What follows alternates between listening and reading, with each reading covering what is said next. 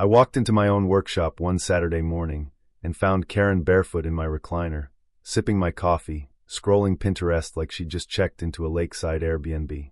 I actually blinked twice, like maybe I'd wandered into the wrong shed. But no, same grease stains on the concrete, same half-restored bikes, same vintage Harley frame. She had her feet propped up on like it was a footrest from IKEA. And there she was, smiling at me like a mall Santa who'd just caught me sneaking cookies. That was the moment I realized this wasn't about bylaws anymore. This was about territory. Let me back up a sec. 3 months earlier, I'd installed a gate. Not a symbolic gate, a real one. Solid steel, keypad lock, big clean sign that said private property, do not enter. My place sits on the edge of the neighborhood, technically grandfathered in before the HOA ever slithered into existence. Legally? I'm not part of them. Spiritually? Oh, they've tried. The gate was my quiet rebellion.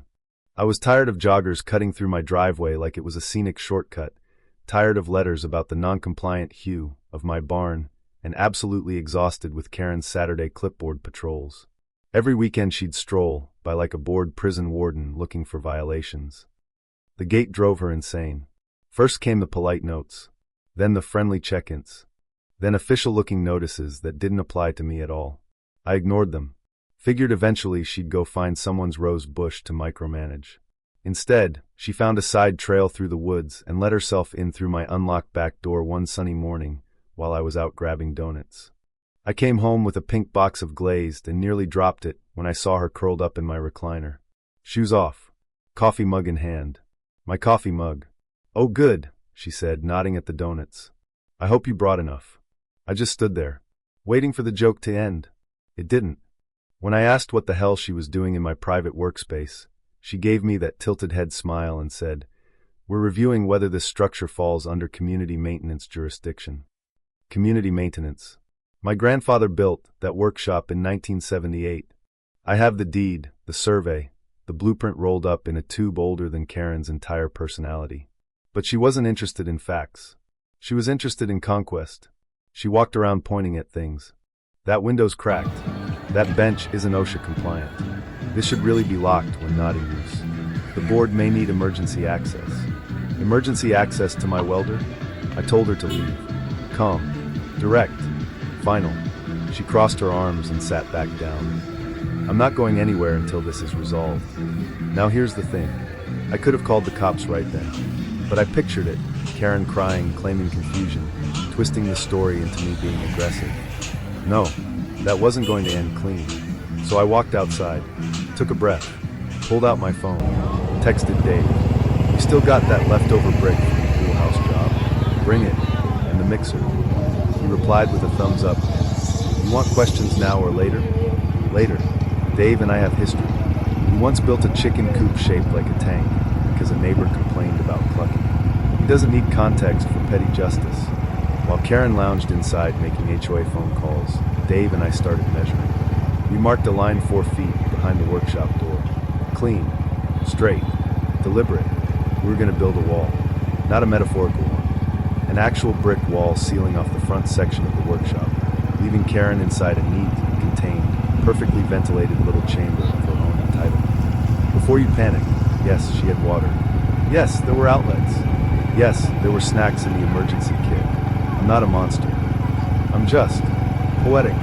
We had cameras rolling the whole time. Around the second row of bricks, she looked up. "What are you doing?" "Making adjustments," I said. She scoffed and went back to scrolling. By nightfall, it was done. From the street, nothing looked different.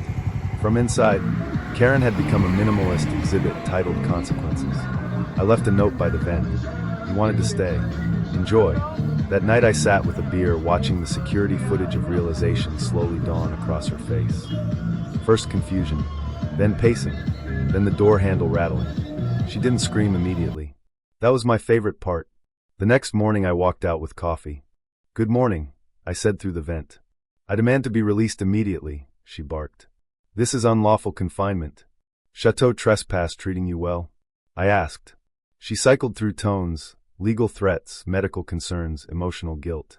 I didn't engage. The wall had removed the need for debate. By noon, 2 police cruisers rolled up. Officer Briggs looked at me and said, "You the guy with the cement mixer?" "Technically my buddies," I said, I handed over the deed, the survey, the footage of her entering uninvited and refusing to leave. Ramirez watched a clip and muttered, "You built a whole wall." Thought it was poetic. They checked on her, made sure she was physically fine. She was furious but fine. They escorted her out through the side door I'd left accessible the entire time. As she stormed off, Briggs leaned toward me and said quietly, "You'd be amazed how often we deal with her." I figured that was the end. It wasn't. Within hours, screenshots leaked online, Karen snoozing in my recliner while bricks went up behind her. Local Facebook groups exploded. Reddit threads popped up. Workshop Karen started trending in the county. She responded with a 700-word rant accusing me of kidnapping and architectural aggression. Architectural aggression. I screenshotted it and added it to a website I built that afternoon, theworkshopsaga.com. Timeline. Documents. Footage. All of it. And then I pulled out phase 2. 6 months earlier, I'd quietly purchased the adjacent lot behind the HOA office. Didn't think much of it at the time. Good investment. Turns out, about 15 feet of the HOA building, including their server room and HVAC, sat on my land. I had the plat map. I had the coordinates. I had leverage. When Karen tried to push annexation paperwork through, an official-looking but legally laughable notice of intent to absorb my property, I called my cousin Danny, land use attorney and professional destroyer of bad zoning arguments. She laughed for a full minute. "They can't annex anything without county approval," she said. "And they definitely can't annex property built before 1985 that never opted in. Yours was 78. Then she paused. "You know their HVAC unit is trespassing, right?" "Yeah, I knew." Instead of suing immediately, I went public. Flyers. Coffee shop boards. A link to the website. Satellite image with a giant red arrow pointing to their server room labeled illegal occupation. Within 48 hours, the story went nuclear. A retired judge emailed offering pro bono support. Local blogs picked it up. Even the mayor's assistant showed up at the next town hall. And that town hall, oh man. They scheduled it for 6 p.m. Friday, hoping for low turnout. The parking lot was full an hour early. Karen wore a pale pink blazer, trying for reasonable. She gave a long speech about jurisdictional ambiguity. When she called for a vote to annex adjacent lots, I raised my hand. I handed out copies of the plat map, the deed, the satellite image, then the emails, internal messages where she referred to my property as the workshop acquisition plan. The room went silent. Fluorescent lights buzzing overhead. A board member asked her flat out if she wrote them. She tried to dodge. They voted right there to suspend her pending investigation. 5-2.